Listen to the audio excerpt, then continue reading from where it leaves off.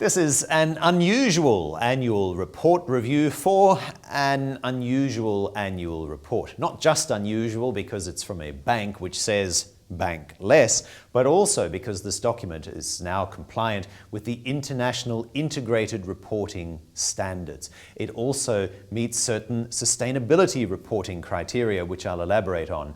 And so overall, what you get is a very different document from the one that you're used to. I'll talk you through some of the finer details. In terms of the earnings generally, you will find a lot of talk about record earnings. It's hard to find numbers in this document that actually declined. And you'll also find a lot of mention of the word digital. In fact, 78 mentions if you search the PDF document, all illustrating how much more sustainable but also digital DBS is trying to become. We've seen this trend now for the last couple of years that Piyush Gupta has been chief executive, that he's really trying to reinvent banking with his bank. Interesting points to note, as I mentioned, from the earnings perspective, record earnings with both revenue and income up 12%. In China, India, Indonesia, and Taiwan, the earnings have nearly doubled in the last 5 years, up 95% to be precise. And some of the key issues that you'll read about again and again throughout this document can be summed up in that third bullet point here, which is actually from the Chief Financial Officer's commentary, which says that the slower economic growth, weak commodity prices, financial market volatility, and the heightened asset quality concerns are the main points to worry about. So a lot of that volatility has come from the Federal Reserve's do we or don't we increases in interest rates. We've had one so far, many more were expected. Now people are asking whether we'll see any at all in 2016, right? So that obviously causes a lot of that volatility. But as mentioned, this is a very different document. Here are some of the key features. The integrated reporting style, you see that with the greater than, less than symbols around the IR. That signifies that it meets these international criteria. But it also meets the so-called G4 sustainability reporting guidelines issued by the Global Reporting Initiative. Something, again, that you'll see more and more. At the moment, DBS seems to be the only company on the market, or certainly the only bank, one of the few companies that has adopted these frameworks and guidelines. A lot of annual reports that we cover put their awards, their accolades, right up front. DBS doesn't need to do that. They've kind of listed them all on page 190. So, in other words, they've got a lot of good things that they can talk about anyway without having to necessarily point to their annual report. And still, despite the fact that the document has such a different structure, it's still only 200 pages. And of course, before you go to the AGM, I recommend that you read them. Now, when we talk about integrated reporting, here are some of the key features. Page 16, how we use our resources. Very clearly laid out and best of all, written in plain English. And it's obviously not just natural resources or human resources, but all of the resources they have. In integrated reporting, they're actually called capitals. They've changed that to resources. But anyway, very clearly laid out. The distributable financial value, that is the amount of money that they've made and where that goes, is illustrated in this ring chart on page 18. You can see half of the earnings, that black half on this side, that's been retained. Down there you can see the staff, the employees, turnover still at 13%, but many, many more hours spent training the staff that they have. And employee engagement at almost 80% puts them in the 96th quartile, according to Aon Hewitt internationally. So it looks like staff engagement certainly is a positive. When we talk about society, that's where the money for taxes and social contributions goes. And the shareholders in the top left corner, about a quarter of the distributable financial value. Much more interesting to look at and talk about in terms of what this actually means for the various stakeholders than some of the long flowing paragraphs that we see in other annual reports. Page 19, material matters, also a big difference from other annual reports because they spell out in these 4 columns what the materials matters are, what the risks are, as well as what the opportunities are, and further information on what they're doing about these risks and opportunities. And even though they might not actually spend this paragraph on this page explaining what those risks and opportunities are, they at least give you further information as to where you can turn in order to read that up for yourself. They don't digest it down and summarize it all, which is good if you're a stickler for detail, like me, and you'd much rather read it for yourself. Another feature is the CFO's commentary. We rarely see that in annual report. In this case, Chung Sok-hui is given the opportunity to spell out some of the financials. For example, brand value up again, this time $4.4 billion. Elsewhere in the document, you'll also find that they hired 1,000 people. Very interesting what those people do these days at the bank.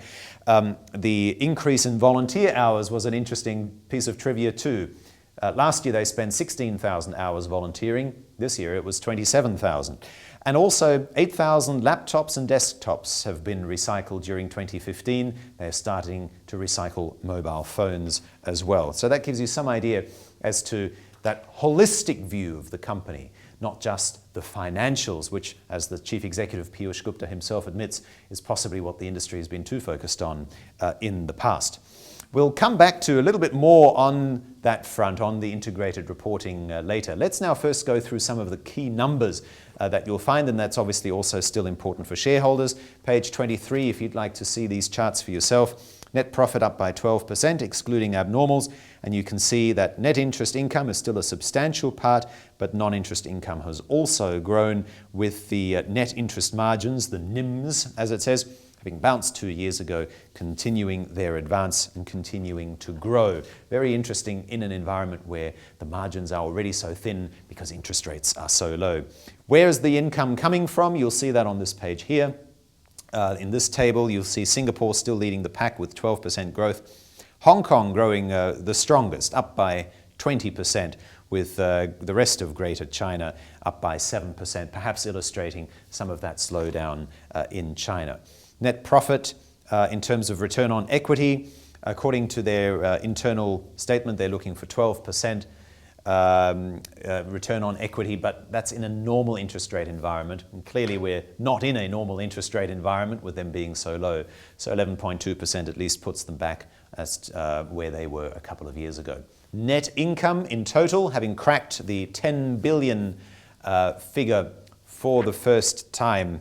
And you can see the 5-year historical chart there with the 10 billion bar in red. Where has that money coming from? Page 24.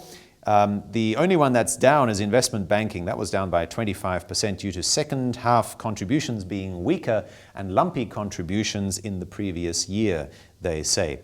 The brokerage business was up by 4%. They've revamped their equities trading in Singapore and Hong Kong to make it more user-friendly. Let's also take a look at this section here on the business unit and geography performance. By business unit, consumer banking and wealth management up by 23%. Institutional banking, so-called IB, was up by 7%. Income from trade finance was down by 14% due to the slowdown in China and depressed commodity pricing. So again, you can see that theme building that I was talking about in terms of China and commodities. And as I'm looking through the annual report, I'm looking for more and more evidence to either confirm or counter the theme that we have established. And so here's another piece of evidence that seems to confirm that. I have to say too that as a journalist, I'm always looking for the negatives, particularly when you have a company that's growing and putting in record performances. I'm looking for the but. Where are the things that haven't worked out so well? And I must admit, I've been a bit hard-pressed to find them. Page 25 and onwards. Expenses, cost-to-income ratio still at 45%. Expenses were up, but so was income, as we saw. And part of the reason was the consolidation of Société Générale's private bank in October 2014, consolidation of a joint venture in Hong Kong from June the 30th, and the appreciation of the US dollar and Hong Kong dollar against the Sing dollar also helped. The appreciation of 7% did boost the earnings. So watch the currencies. It's not just the fundamentals. They got a bit of a helping hand, a bit of a backdraft, you could say, from the weaker Singapore dollar. Now, a couple of the other charts that are of interest. For that, we're going to turn to this particular page, cash and equivalents, page 133. And obviously, cash is always important because companies need cash to operate. This is where it's clearly laid out where that cash is coming from. Cash on hand, more than 3 billion. Non-restricted balances with central banks, and to a large extent they have to keep balances with central banks, 9 billion. The restricted balances, that's the one I was talking about, they have to have them, 6 billion. So overall, their own cash and equivalents, 12 billion. If you include the one with the central banks, it's 18 billion. Whatever the numbers are, what's important to remember, and I guess you'll see that point made again and again, is that they meet all of the requirements from Basel III and others with flying colours. Without even having to look at the percentages, it's no wonder that they've received the Safest Bank in Asia award for a number of years running. Let's turn our attention back to page 8, where the chairman Peter Seah and the chief executive Piyush Gupta give their commentary. And that's, again, one thing that I enjoy most, and I warmly recommend to you, even if you're bamboozled by the numbers, at least read their commentary, because that gives you a lot of color as to how the company is performing, where it's heading. Here are some key quotes. Asset quality, they say, remained resilient, in a nod to all of those people who were worried about DBS's asset quality, that they've been too aggressive loaning. They say asset quality resilient. Non-performing loans and specific allowances inched up, but they say were in line with their expectations. In fact, that inching up you can see on page 26 under specific allowances.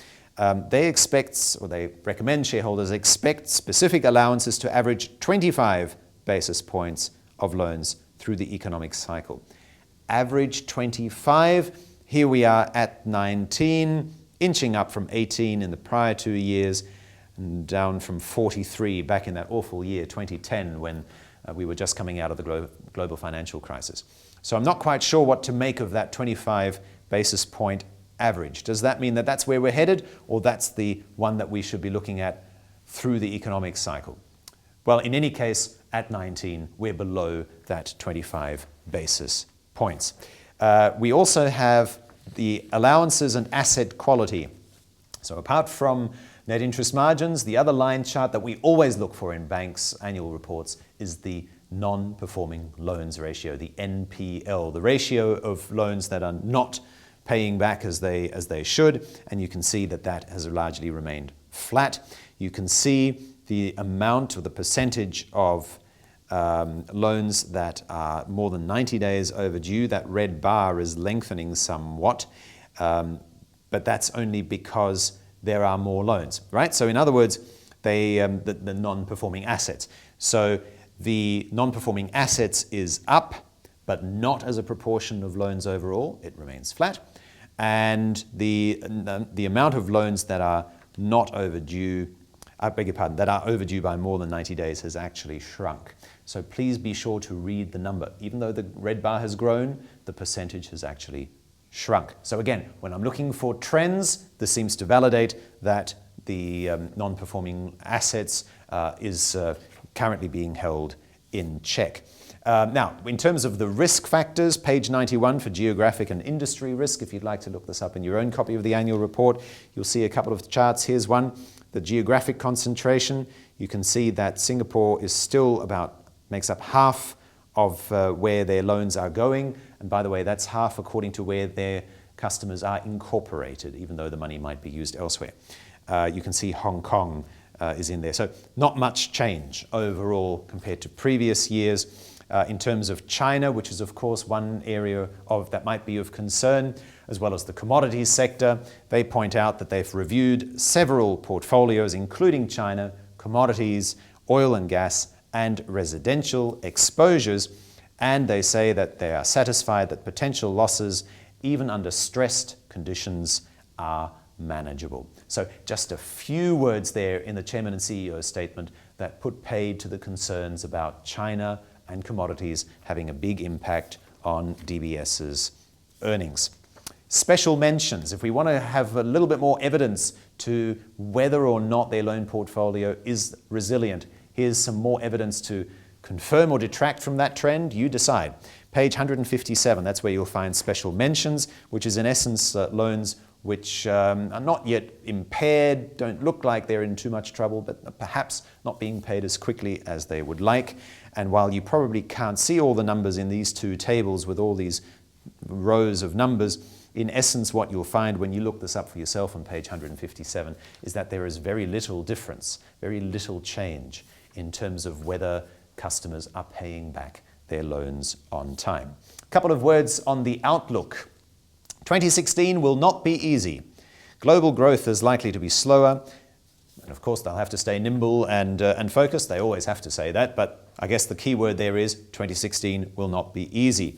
In terms of their transformation, I also thought this was quite an interesting comment. You can tell that whoever wrote this has a sense of humor. We recognize that joyful banking would traditionally be seen as a contradiction in terms, but we're convinced that the holistic embrace of this mission can produce path-breaking results. And by joyful banking, they really mean that they want their staff to reimagine what it's like being a customer. They say as much.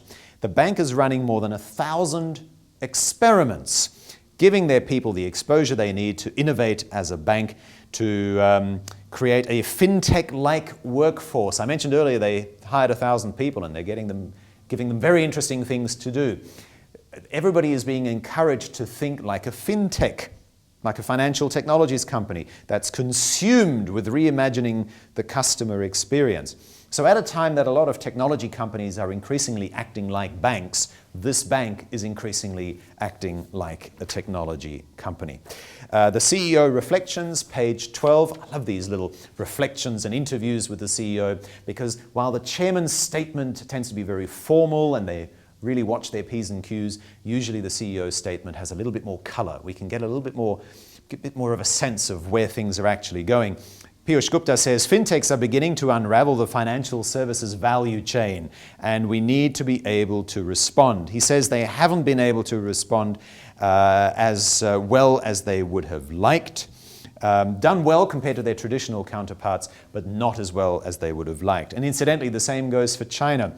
One area where we would have liked to do more is growth in our big geographies, China, India, Indonesia. Our large corporate franchise has done well, he says, but the SME and consumer businesses have been challenged by distribution limitations. In other words, they're not being able to get out their products as much to their customers as they would have liked, as well as regulations also getting in the way. Piyush Gupta also doesn't mince his words when it comes to China. In an effort to subdue the volatility that we've seen in China now on two separate occasions in the last 2 years, very big bouts of volatility that we have, the Chinese have relied on policy measures that are sometimes misguided and often unclear.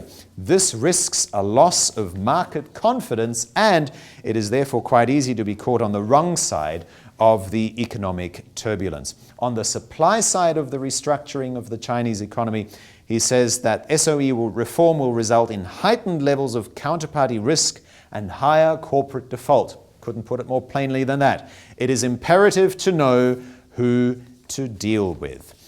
So those are some of the comments from the CEO's desk, the specific commentary where he can pretty much write whatever he wants to. It's not the formal chairman's statement. And by the way, one other thing that I found of interest is the salary scale. That's always something that people ask, perhaps less of DBS because the bank's performing so well. But if you're really interested, you can turn to page 73, where you can see how much Piyush Gupta earns. What's noteworthy is that they've disclosed his remuneration down to the last dollar. And while they haven't disclosed anybody else's, except to say that they earned in total almost $56 million, it is noteworthy that the CEO, who is frequently the one whose salary is not disclosed, only in bands, actually we get to see it right down to the last drop. The annual general meeting. Here are the details for DBS. Make sure you read the annual report. Should that be integrated report, sustainability report, all together in one document. It is a sight to behold.